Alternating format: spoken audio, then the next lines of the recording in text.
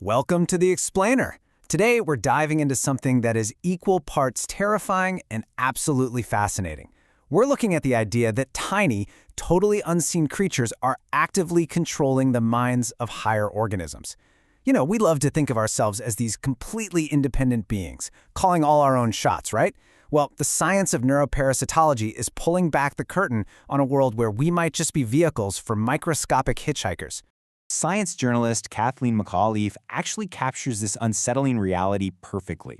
She writes, "It's disconcerting to think that an invisible passenger might also have a hand on the steering wheel, vying to move us in one direction when we'd rather go another." I mean, wow. That directly challenges literally everything we believe about our own autonomy. So it forces us to ask a really profound question. Who is actually in the driver's seat?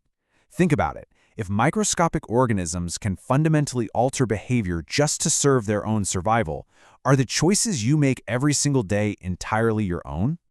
To unravel this mystery, we're going to be pulling heavily from McAuliffe's groundbreaking book, This Is Your Brain on Parasites. We'll be using the incredible research she's gathered to expose the awesome and frankly kind of scary hidden power of parasitic mind control and see how it literally shapes both the natural world and human society.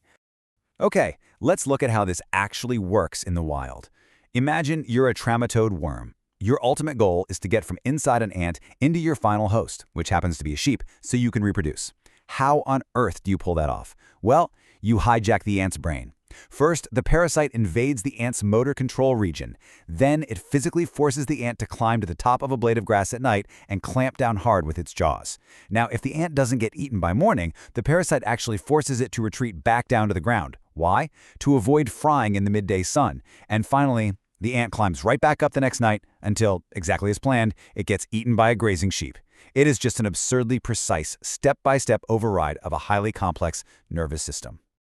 And hey, it is definitely not just insects. Take the single-celled parasite Toxoplasma gondii.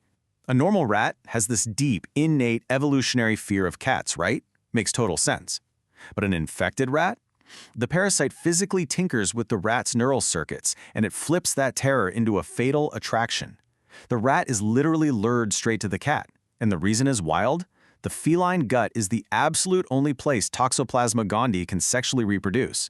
It's serving its host up on a silver platter. Now, for most of the 20th century, the old view in biology was pretty dismissive. Scientists assumed parasites were just these backward, degenerative simpletons. They figured, hey, they're tiny, they hide inside bodies, they must be primitive. But the new view, it proves they are highly sophisticated. They aren't just swinging a sledgehammer in there to make hosts sick. No, they are delicately pulling the strings of behavior like master puppeteers. But getting the scientific community to accept this? Yeah, that wasn't easy. Early pioneers, like biologist Janice Moore, faced massive institutional pushback. When she first started suggesting that animals weren't always acting of their own free will, people resisted, hard. Journal editors would outright reject papers, claiming these bizarre behaviors were just the pathology, just a side effect of a disease, rather than an intentional manipulation by the parasite. But overcoming that intense academic stigma is exactly what birthed the entirely new, interdisciplinary field of neuroparasitology. And what this field has revealed is mind-blowing. Parasites act as actual ecosystem engineers. What that means is they don't just affect single animals in a vacuum. They modify entire habitats and fundamentally shift predator-prey dynamics. They literally take prey from one environment and intentionally serve them up to predators in completely different habitats. The crucial point here is how microscopic intervention can have massive cascading ecological effects. Let's look at a hairworm that infects a land-dwelling cricket. The hairworm needs water to reproduce, so what does it do? It forces the cricket to essentially commit suicide by diving into a stream. Boom, different habitat. And in Japan, researchers discovered that an endangered species of trout was surviving largely by eating these manipulated drowning crickets. So the parasite was completely artificially sustaining a fragile ecosystem. We really can never underestimate the sheer evolutionary dominance of these organisms. We've been locked in an arms race with them for over 1 billion years. To put their power into a very human perspective, experts estimate that malaria, which is a parasitic infection, has killed 50% of all human beings who have ever lived since the Stone Age. 50%. Which brings us to arguably the most chilling part of this whole explainer. If parasites can control ants, manipulate rats, and shape entire wild ecosystems, Could they be manipulating human behavior too? We are part of nature, after all. We definitely aren't magically exempt from this evolutionary arms race. Let's circle back to Toxoplasma gondii, that cat parasite that rewires rat brains. Well, it's currently resting inside millions of human minds, transmitted through things like cat feces or undercooked meat. And the data here is highly provocative. Studies actually correlate this exact infection in humans with increased impulsivity and a lack of fear in dangerous situations. In fact, it's statistically linked to higher rates of traffic accidents. Even more startling, patients diagnosed with schizophrenia are significantly more likely to have elevated antibodies against this specific parasite. Now, thankfully, humanity isn't entirely defenseless.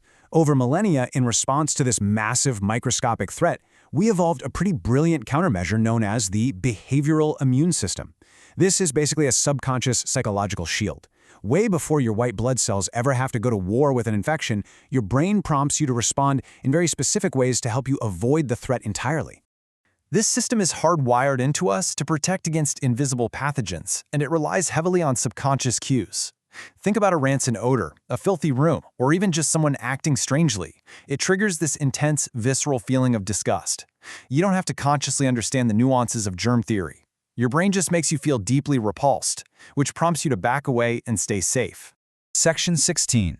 Parasite Stress Theory. How Microbes Shape Human Culture. So this theory proposes something fascinating, that the historical prevalence of pathogens in our environment fundamentally shapes our modern cultural norms. Evolutionary biology suggests that, in regions with a very high historical threat of parasites, societies subconsciously adopt collectivism. Basically, people stay much closer to their in-group and display more distrust and prejudice toward outsiders because outsiders might carry novel diseases. Conversely, in low-threat areas, you tend to see much higher rates of individualism, openness, and trust. Researchers even suggest that these deep-seated pathogen avoidance behaviors might impartially shape our political leanings. The data shows that a heightened subconscious fear of contagion is strongly correlated with more authoritarian conservative values, things like favoring strict borders, tradition, and conformity. Meanwhile, a lower baseline threat aligns more with liberal values of openness. It's really essential to point out here that this research isn't validating or invalidating any political ideology. It's impartially exploring how ancient survival instincts map onto complex human social grouping. The behavioral immune system actually defends society in incredibly abstract, surprising ways. It influences the heavy use of antimicrobial culinary spices in hotter climates. It drives our moral judgments and our intense intolerance of people who break societal taboos. It shapes religious purity practices, and it even influences the very types of governments we form. The unseen threat of disease literally acts as a massive, invisible architect of human culture. But, and this is the good news, understanding all of this gives us immense power. If we can map out the exact mechanisms of these parasitic manipulations, we can sabotage them to combat global disease. For example, we now know malaria parasites actively manipulate a mosquito's sense of smell to make it hungrier for human blood.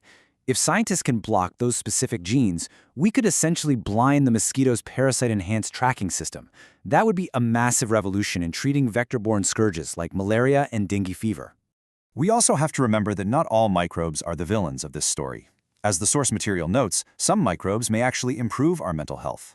The field of neuroparasitology is revealing that the bacteria in our gut are actively, constantly communicating with our brain via the vagus nerve. So in the future, treating mental disturbances might not even rely on traditional psychiatric medications. Instead, we might take targeted probiotics to optimize our microscopic passengers.